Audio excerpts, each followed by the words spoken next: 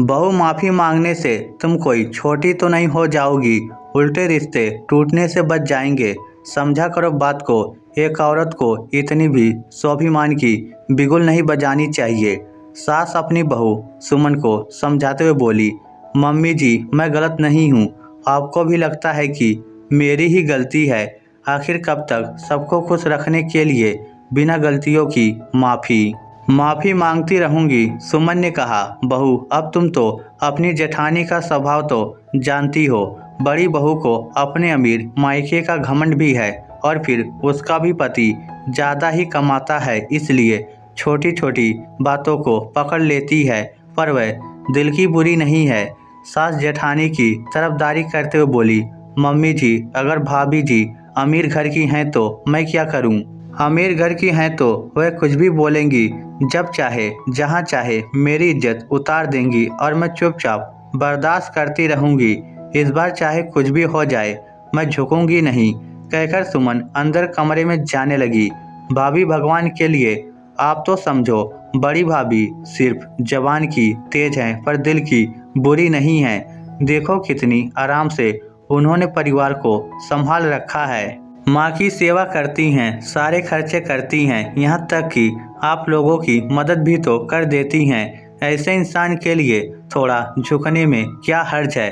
ननद ने भी कहा, दीदी सबसे ज़्यादा घाव तो जबान ही देती है। वह तो भाभी जी के कभी कंट्रोल में रही नहीं, जो मुंह पर आता है वही बोल देती हैं। उनके अच्छे दिल को संभाल कर मैं क्या करूँगी और वह क्या सेवा करती हैं वह आप भी अच्छे से जानती हो। सिर्फ पैसे दे देने से ही सेवा नहीं हो जाती, सुमन ने कहा और अपने कमरे में चली गई। अब तो विनोद भैया ही इन्हें समझा सकते हैं मम्मी। शायद इस बार भाभी झुकने को तैयार नहीं है। अरे परिवार को एक रखने के लिए थोड़ा तो झुकना ही पड़ता है ना।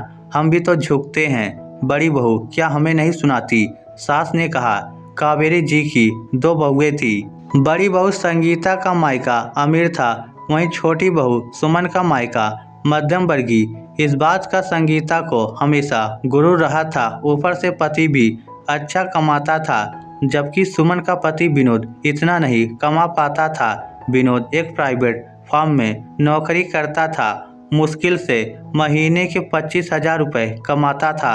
9 से 5 वहाँ नौकरी करने के बाद वह अपने बड़े भाई की दुकान पर मदद कर दिया करता था, जबकि बड़े भाई राजेश की कपड़ों की दुकान थी जो अच्छी चलती थी। शाम को 5 बजे के बाद दुकान में काफ़ी भीड़ रहती थी।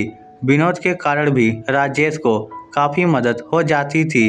इस कारण राजेश विनोद को हर महीने कुछ न कुछ पैसे दे दिया करता था, लेकिन विनोद पैसे लेने की जगह राजेश को उसे और पैसे मिलाकर घर खर्चे में ही दे देता था। इसलिए जब घर खर्चे में सारे पैसे राजेश निकाल कर देता तो सबको यही लगता कि विनोद और सुमन का खर्चा भी राजेश ही उठा रहा है, और इस कारण संगीता को बोलने का मौका मिल जाता, पर वह राजेश के सामने कुछ नहीं कहती थी। इस कारण से राजेश और विनोद को इस बारे में कुछ पता भी नहीं था। सुमन भी विनोद से ज़्यादा कुछ नहीं कहती, बस चुपचाप रोकर रह जाती थी। आज भी बात कुछ नहीं थी। महीने के आखिरी दिन चल रहे थे, ऊपर से इस बार सत्यनारायण की पूजा और ननद का अपने बच्चों के साथ आगमन हो गया, तो जाहिर सी बात है कि राशन का सामान खत्म हो गया था। अब सामान हमेशा संगीता ही मंगाती थी, इसलिए सुमन ने संगीता से जाकर कहा, भाभी जी रसोई में राशन का सामान खत्म हो गया है, तो आप राशन का सामान मंगा दीजिए ताकि मैं खाना बना दूं। अरे इतनी जल्दी राशन कैसे खत्म हो गया? अभी तो महीना भी खत्म नहीं हुआ। संगीता ने उल्टा सवाल कर दिया। भाभी इस बार सत्यनारायण की पूजा हुई थी, फिर मैं भी मेरे बच्चों के साथ आई हूँ, तो राशन तो उठेगा ना, ननद ने कहा। उस वक्त तो संगीता ने कुछ नहीं कहा और राशन मंगा लिया, लेकिन राशन आने के बाद उसे रसोई में सुमन के पास ले जाकर रखते हुए बोली, अब कम से कम ध्यान से इस्तेमाल करना, मुफ्त में नहीं आता है ये सामान। एक तो पैसे कोई देता नहीं है, सबको मुफ्त में खाने की आदत पड़ी हुई है, ऊपर से सामान भी। सुनकर सुमन को बिल्कुल भी अच्छा नहीं लगा। उसने उसी समय पलटकर कहा, ऊपर से सामान भी। क्या भाभी जी, आप कहना क्या चाहती हैं? खुलकर कहिए। मैं अकेले तो नहीं खाती हूँ ना घर में। देखो सुमन, मेरा मुंह मत खुलवाओ। आखिर बर्दाश्त की भी एक हद होती है। नहीं भाभी जी, खुलकर कहिए, क्या बर्दाश्त कर रही हैं आप? जरा मैं भी तो जानूं। यही कि राशन का सामान इतनी जल्दी ख़त्म कैसे हो जाता है? गरीब घर की हो ना, कहीं हमसे छुपा छुपा कर अपने मायके तो नहीं भेज रही हो? बस भाभी जी, कुछ भी कहे जा रही हैं आप। जो मुंह में आ रहा है बस बोलने से मतलब रहता है आपको। आपका मायका अमीर है तो अपने घर में है। खबरदार, जो मेरे मायके के लिए कुछ भी कहा तो बस इसी बात का संगीता ने बतंगड़ बना दिया।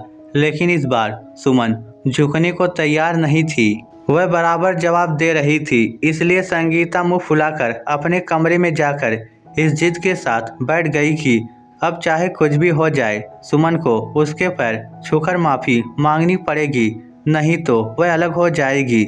संगीता तो मानने वाली थी नहीं, इसलिए सास और ननद सुमन को माफ़ी मांगने के लिए कह रही थी। शाम को जब राजेश और विनोद घर आए तो घर का माहौल बड़ा बोझिल सा था। जब उन्होंने पूछा तो संगीता रोते हुए अपने कमरे से आई और आधी अधूरी बातें कह सुनाई। सुनकर दोनों ही सकते में आ गए। तब विनोद ने सुमन को बाहर बुलाया और उससे पूछा, सुमन क्या बात है? तुमने आज भाभी को पलटकर जवाब दिया क्यों? भाभी जी ने आपको बताया कि मैंने पलटकर जवाब दिया। पर क्यों दिया ये नहीं बताया? सुमन भाभी हमसे बड़ी हैं, अगर वह कुछ कह देती हैं तो दिल पर मत लिया करो। क्यों दिल पर न लूं?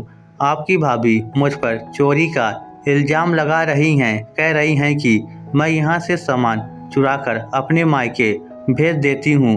आपकी भाभी का मायका अमीर है तो क्या मेरे मायके वालों की भी इज्जत है? ऊपर से हमेशा ये एहसान जताया जाता है हमारा सारा खर्चा भी यही उठा रहे हैं। हाँ तो गलत क्या कहा मैंने? तुम्हारा और तुम्हारे पति का सारा खर्चा हम उठाते हैं। कभी देखा भी है विनोद को घर में पैसे देते हुए? संगीता बीच में ही तुनकते हुए बोली, एक मिनट, तुम किस गलत फहमी में हो? और तुमको किसने कह दिया कि सारा खर्चा मैं अकेला उठाता हूँ? अचानक राजेश ने बीच में ही कहा, घर का खर्चा मैं और विनोद दोनों मिलकर उठाते हैं। वह दुकान पर ही मुझे पैसे दे देता है और फिर मैं वह पैसे लाकर तुमको देता हूँ। तो तुम्हें ये गलत फहमी हो गई कि सारा खर्च मैं उठा रहा हूँ। और दूसरी बात, सुमन तुमसे माफ़ी क्यों मांगेगी? तुम उस पर इल्ज़ाम लगा रही हो और फिर मुँह फुलाकर भी तुम ही बैठ रही हो। माफ़ी तो तुम्हें मांगनी चाहिए। आखिर राजेश की बात सुनकर संगीता की बोलती बंद हो गई, पर वह इतनी आसानी से माफ़ी मांग ले ऐसी तो नहीं थी। इसलिए मुंह फुलाकर अपने कमरे में जाकर बैठ गई। ना ही कभी उसने अपने किए के लिए माफ़ी मांगी, ना ही कुछ और। पर अब सुमन भी इस तरफ ध्यान नहीं देती थी। कुछ दिनों बाद दोनों भाई ही अपने आप अलग हो गए ताकि रिश्तों की गरिमा रह जाए और घर का माहौल ठीक हो जाए। पर हाँ, दुकान पर आज भी दोनों मिलकर काम करते थे। इस स्टोरी को लेकर आपकी क्या राय है? नीचे कमेंट करके हमें ज़रूर बताइएगा। धन्यवाद।